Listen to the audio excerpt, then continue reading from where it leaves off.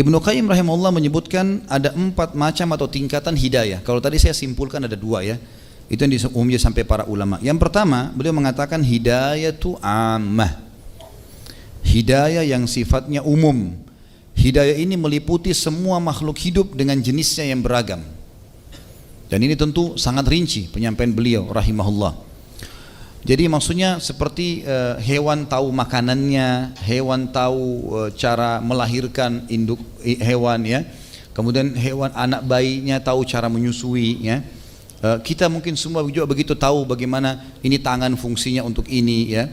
Kemudian dan seterusnya mata melihat, telinga mendengar dan ini semua namanya hidayah ammah dan ini masuk dalam seluruh makhluk tidak terkecuali.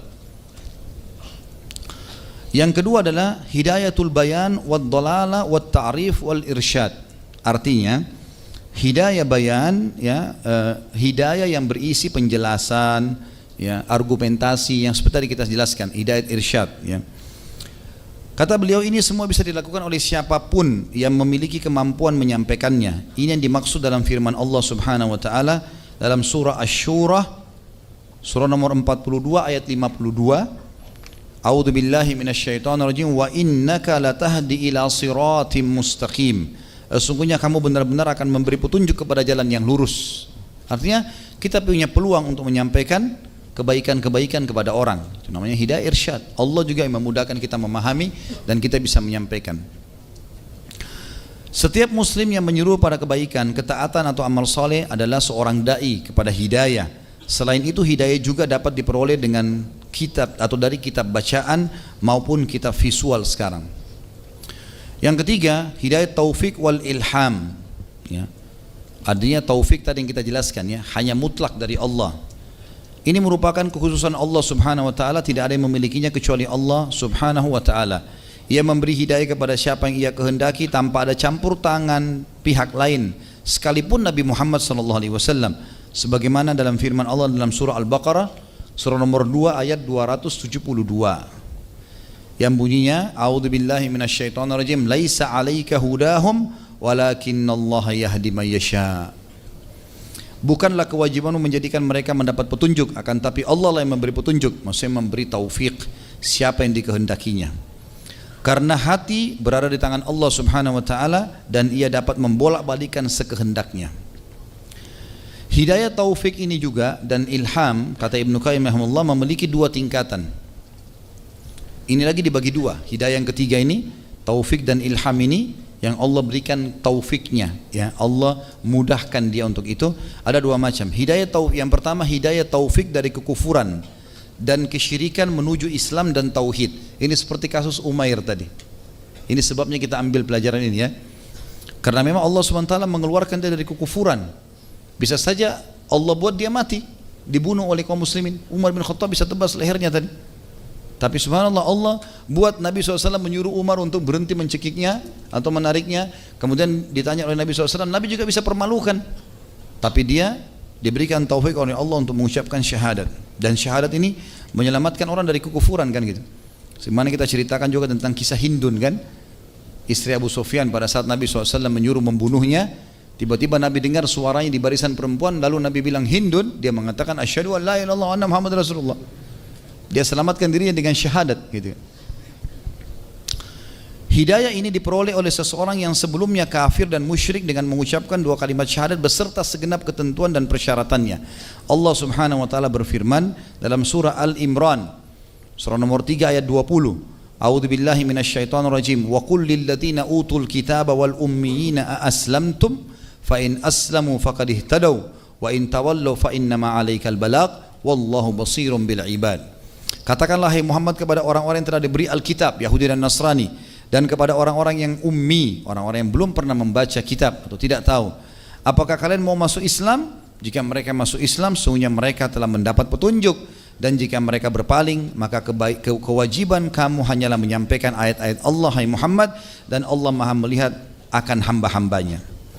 Hidayah ini dapat menyelamatkan seseorang dari kekekalan dari api neraka meskipun ia pernah terjatuh dalam lembah dosa dan jurang kemaksiatan. Apabila Allah Subhanahu wa taala menghendaki, Allah yang maha suci dan maha tinggi akan mengampuni dosanya meskipun ia meninggal sebelum sempat taubat. Artinya dengan syahadat Tetap disiksa di neraka dengan dosa-dosanya, tapi dia akan masuk ke dalam surga. Allah berfirman dalam surah An-Nisa, surah nomor 4 ayat 48, A'udzu billahi minasyaitonir rajim. Innallaha la yaghfiru an yushraka bihi wa yaghfiru ma duna dzalika liman yasha wa man yusyrik billahi faqad iftara itsman 'azima.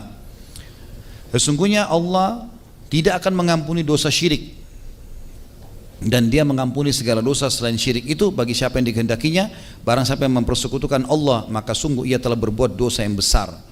Tidak ada sesuatu pun yang dapat mencabut hidayah ini melainkan apabila seseorang melakukan salah satu pembatal keislaman dan ketauhidan yang telah dirinci oleh para ulama dalam kitab-kitab akidah. Yang kedua tadi itu ya, hidayah taufik Allah berikan kepada orang kafir masuk Islam, seperti kasus Umair. Sekarang yang kedua adalah hidayah taufik, kata Ibnu Qayyim, dari kebid'aan, bid'ah, perbuatan-perbuatan yang dikarang-karang, menuju ke sunnah, dan dari kemaksiatan menuju ketaatan, dan dari dosa menuju ke ibadah. Artinya orang sudah muslim tapi Allah selamatkan dia. Allah sampaikan ke telinganya tentang petunjuk-petunjuk yang benar, dalil-dalil wahyu.